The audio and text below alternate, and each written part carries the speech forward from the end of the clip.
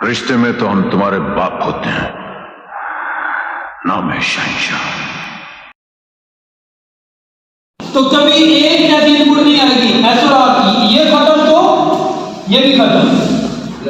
S और are की कभी वैल्यू 0 0 आ सकती है? No sir. कभी 1 1 आ सकती है? क्लियर? Yes sir. तो हमने एस और आर को कंबाइन कर दिया है, लेकिन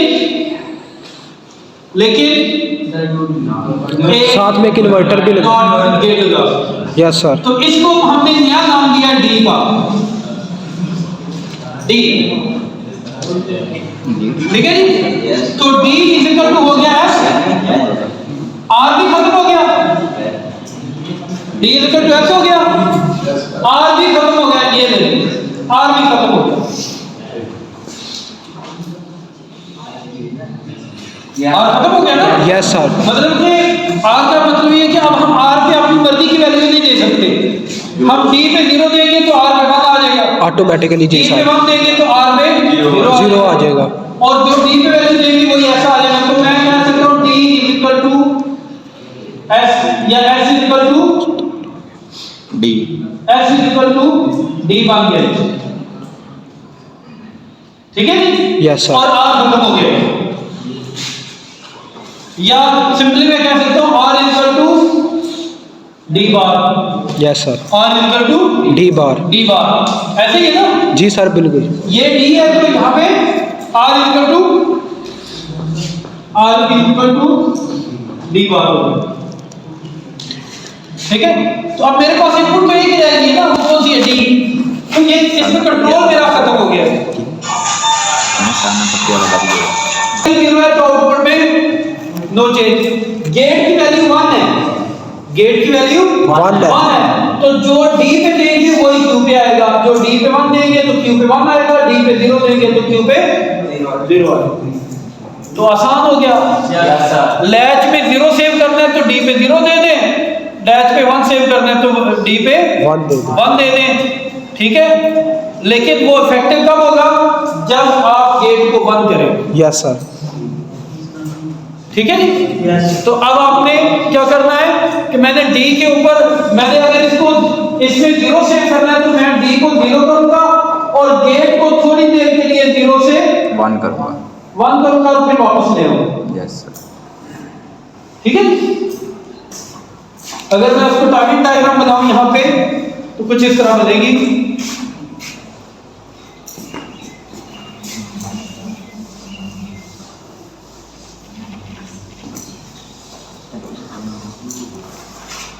जी ये मेरे गेट की वैल्यू है, ये 0 है। ठीक है जी। और ये मेरी डी की वैल्यू है, इसके ऊपर मैं कुछ भी दे दूं। ठीक है जी। तो क्यू पे क्या आएगा? क्यू 0 है। जैसे मैं गेट बंद करूंगा क्यू भी बंद हो जाएगा। तो उस टाइम डी की वैल्यू क्या है? 1। लेट्स से उस टाइम डी की वैल्यू ये चल रही है। Yes sir. ठीक है जी। तो जिस टाइम पे मैंने इस ड्यूरेशन के दौरान डी की वैल्यू क्या है वो देख लिया। डी 1 है तो क्यू क्या हो जाएगा?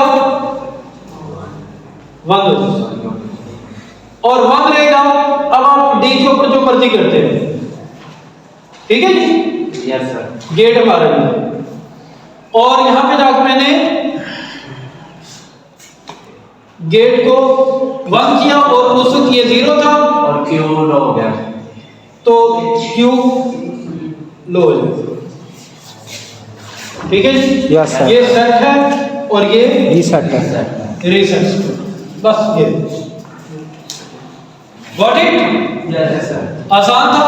Yes sir. ये फिर से हमारा बड़ी आसानी से क्या बन गया? D flip flop. बस सर। D flip flop. अब आ जाए फ्लिप फ्लॉप। जी फ्लिप फ्लॉप और लैच में क्या फर्क है? सिर्फ एक चीज, क्लॉकवाइज। जी clockwise clock race. Flip flop latch जो है वो लेवल सेंसिटिव है। ये हम 0-1 की बात करते रहे, या हम 0-1 की 0-1 की बात करें ना। Yes, sir. फ्लिप लैच जो है वो लेवल सेंसिटिव है, फ्लिप फ्लॉप एज सेंसिटिव। याद है लास्ट मैंने वो ऑनलाइन क्लास में बताया था कि हमने जब पल्स शुरू में पढ़ी थी तो 4 चीजें पढ़ी थी, ये 0 है, ये 1 है, ये पॉजिटिव एज है, ये नेगेटिव एज है। तो फ्लिप फ्लॉप इस चीज को देखता है, एजिस की। फ्लिप फ्लॉप एजिस को देखता है, एजिस के ऊपर जो है वो एक्टिवेशन करता है। जब हमारी ये जो गेट है, हमारा ये जो गेट है, इसके इनपुट पे एक छोटा सा सब कंट्रोल लगाएंगे तो ये डी लैच जो है वो डी फ्लिप फ्लॉप बन जाएगा। ठीक है जी।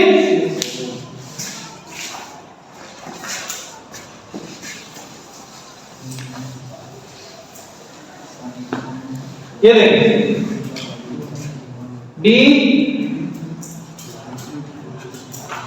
डी लैच कैसे बनाया हमने, ये एस था, ये आर था, ये गेट है या गेट या एनेबल, ये क्यू है और ये क्यू बार है और ये एक्टिव हाई है। ठीक है जी। Yes sir, active high. तो D latch using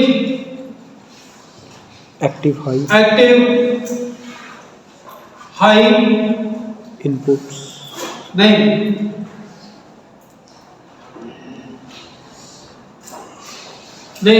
using gated latch. Yes sir, gated ऐसा लैच। ठीक है।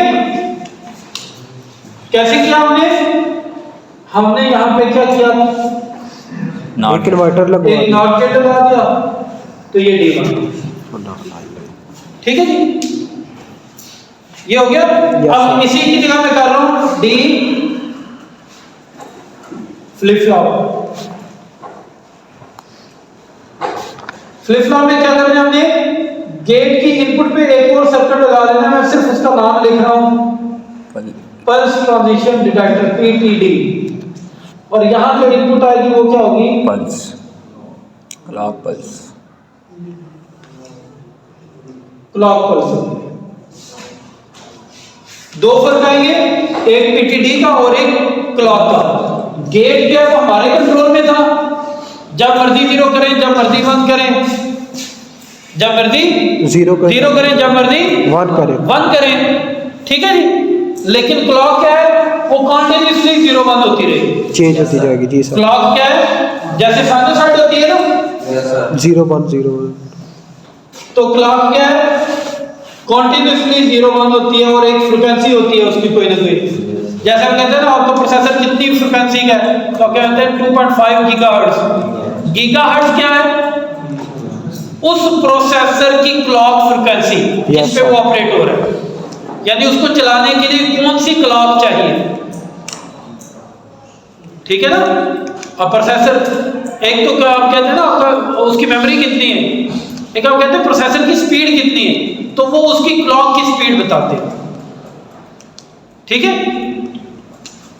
तो दो फर्क आए, एक तो हमारा गेट की जगह पे क्लॉक आ गई है और क्लॉक भी थ्रू पीटीडी है, pulse transition detector. Pulse transition detector क्या करता है जी, सर्किट इसका जो छोटा सा सर्किट है वो बुक में लिया हुआ है, उसकी डेमोंस्ट्रेशन भी दी हुई है, मैं उसमें नहीं जा रहा है। पल्स ट्रांजिशन, इसके नाम से क्या शो हो रहा है, पल्स को डिटेक्ट कर, पल्स को नहीं, पल्स के ट्रांजिशन को डिटेक्ट कर, पल्स की ट्रांजिशन, क्योंकि मैंने आपके सामने ये पल्स बताई थी, तो ये ट्रांजिशन है और ये, तो ये उसके एजेस को डिटेक्ट कर। पल्स ट्रांजिशन क्या है, पल्स के एजेस को डिटेक्ट करता है। अगर इसकी इनपुट कुछ इस तरह से हो, ठीक है जी, तो इसकी आउटपुट क्या होगी, इसकी आउटपुट होगी जस्ट लाइक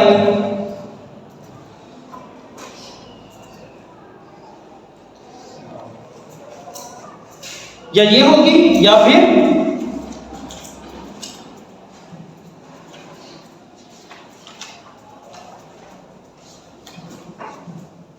वो इम्पल्स फंक्शन नहीं बनाते हो delta of T, yes sir. पढ़ा हुआ delta of T impulse function, जिसकी विड्थ क्या होती है, इसका विड्थ क्या होती है, dw ऑफ टी क्या होती है, अप्रोचेस टू जीरो, यानी उसकी वो लिमिट विड्थ मिनिमम होती है, अप्रोचेस टू जीरो, और हाइट मैक्सिमम होती है इन्फिनिटी पे। तो ये क्या है वो ये मैंने ये वाले ये पॉजिटिव एजेस है, अगर ये पॉजिटिव पल्स ट्रांजिशन डिटेक्टर है तो ये पॉजिटिव एज को डिटेक्ट करेगा, अगर नेगेटिव है और अगर नेगेटिव एज है तो नेगेटिव को तो करेगा। ये वाली ठीक है जी। Yes sir. तो फ्लिप फ्लॉप में दो तरह के होते हैं, पॉजिटिव एज डिटेक्टर और negative edge detector, positive edge triggered और negative edge triggered flip flop, दो तरह के होते हैं। तो पॉजिटिव एज ट्रिगर्ड में क्या होता है, पीटीडी पॉजिटिव वाला लगा होता है, और नेगेटिव एज ट्रिगर्ड में पीटीडी नेगेटिव एज को डिटेक्ट कर रहा होता है। Yes sir. क्लियर है? तो इसका सर्किट जो है आपकी बुक में दिया हुआ है, छोटा सा सर्किट है, उसकी डेमोंस्ट्रेशन भी दी हुई है, वो कैसे विड्थ उसकी, यहाँ तो इसकी लेट्स से मैं कहता हूँ इसकी विड्थ, चलें ऐसा कर लें, अगर मैं कहता हूँ कि इसकी फ्रीक्वेंसी है 1 किलोहर्ट्ज, 1 किलोहर्ट्ज, तो इसका ड्यूरेशन कितना है, 1 मिलीसेकंड, क्या है जी 1 मिलीसेकंड। ये ड्यूरेशन कितना बना, 5 millisecond, yes sir. Sorry 0.5 millisecond. तो इसकी ड्यूरेशन क्या आएगी, शायद 0.5 नैनो सेकंड या पिको 0.5 पिको सेकंड को, या 0.5 की जगह जी में भाई, ताकि थोड़ी वेरिएशन दिया, क्या और 0.1 पिको सेकंड, तो उसकी ड्यूरेशन बहुत ही कम हो जाती है, पता चलेगा आपके ज़्यादा नंबर आए हैं फिल्म में। Very sensitive. मतलब आप ये समझे कि मैं करता हूं अंदर आ गया, इतनी देर में उधर में आपने ऐसे दरवाजा खोला और शादी बंद कर दी, ये नहीं है, अंदर आ जाए साहब, ठीक है। तो मतलब बहुत शॉर्ट ड्यूरेशन के लिए अब ये गेट खुलेगा, बहुत शॉर्ट ड्यूरेशन के लिए ये गेट खुलेगा बस। तो अब आप अंदाजा करें कि हाउ सेंसिटिव दिस इज, जिसके अंदर बिलियंस ऑफ ट्रांजिस्टर्स और millions and billions of registers and flip flops लगे हुए हैं। How accurate and how quick, how fast, ठीक है, क्लियर? Yes sir. बात समझे? तो बस ये फर्क है, आप ये डी फ्लिप फ्लॉप बन गया जी, बस ही है यार, बस तो नहीं बात करें सर बस करो। अच्छा ऐसे करें जी सर। कल एक घंटे की मेकअप एक घंटे की ऑनलाइन क्लास, मेरी बात सुने, मैं आपको क्विज भी सेशनल्स भी बता दूंगा जी सर, मिड भी बता दूंगा, किसी का कोई क्वेश्चन है तो वो भी एंटरटेन हो जाएगा। और अगर अच्छा से ना ये बहुत ज़्यादा हो गया है, अब आपके लिए इसको अब्जॉर्ब करना मुश्किल हो जाएगा, अभी जब घर जाके आप एक दफ़ा कर लेंगे, कल आपके दिन में ये पेपर की तैयारी समझे आपके साथ साथ हो रही है, पेपर का बर्डन नहीं लेना, जितनी सर्दी है हो सकता है मैं वो ठिठर जाऊँ और नंबर खुले दे दूँ, माशाल्लाह सर। हो सकता है